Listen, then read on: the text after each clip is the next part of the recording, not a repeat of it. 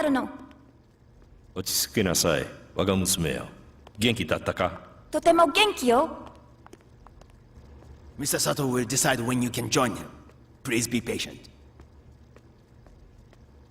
Sato!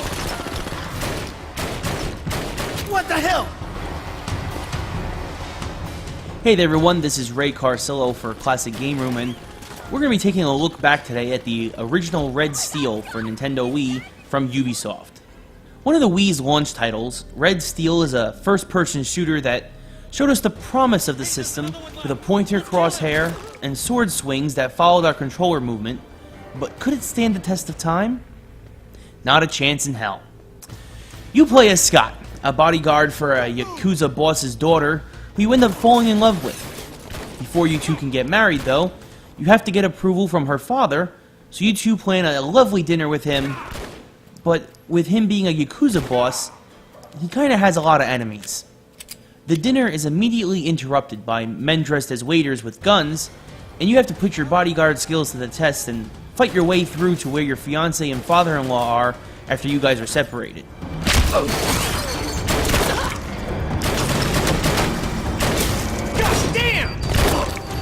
Once you meet back up with your father-in-law, you find that he's been wounded, but not fatally, and that your fiancé has been kidnapped by the traitorous dogs who have orchestrated these heinous events. After finding a safe place for your father-in-law to rest, it is up to you to go and get your fiancé back, and uncover the plot that was set up to take out your father-in-law. The first thing you'll notice looking at this game is the graphics. The graphics for the Wii have always been subpar compared to the other big two, but Red Steel, looking back at it now, looks like something from 2 generations ago. Mark actually saw me playing this and thought it was GoldenEye or something for a split second due to the poor graphic quality. At least the voice acting was standard with what we've come to expect over time, and the music gave it a very heavy Japanese feel and worked with one of the themes of the game, which is Scott embracing the strong Japanese heritage that he will be marrying into as the game progresses. Of course, that is if he can save his fiancée. Along with the awful graphics, you'll feel like you're playing a shooter from 2 generations ago, as the enemy AI is simply abysmal. Rarely do they take cover, and usually just running through enemy-laden corridors with guns a-blazing will get the job done. The only challenge you might receive is later on in the game with some of the sword battles you must take part in. These forced battles are to help Scott earn honor and unlock new moves that will help him on his journey to free his fiancée. Swinging the Wiimote slashes with your sword, while swinging the nunchuck serves to block instead. Still, with all these battles being one-on-one, their challenge is minimal for most gamers and are only difficult compared to the rest of the gameplay mechanics. If this is a game from 2 generations ago, secretly in disguise, at least they brought 4-player versus mode with them.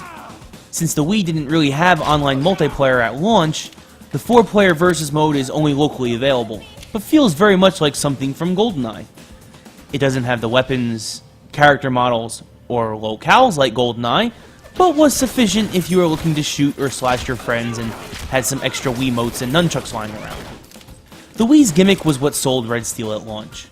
The thought of pointing with your crosshair and swinging your control like a sword is what made this game appealing.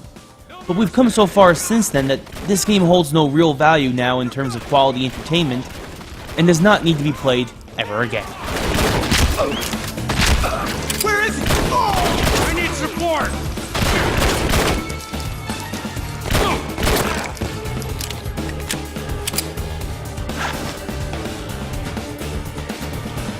If you want to sit down, I will call you as soon as she's available.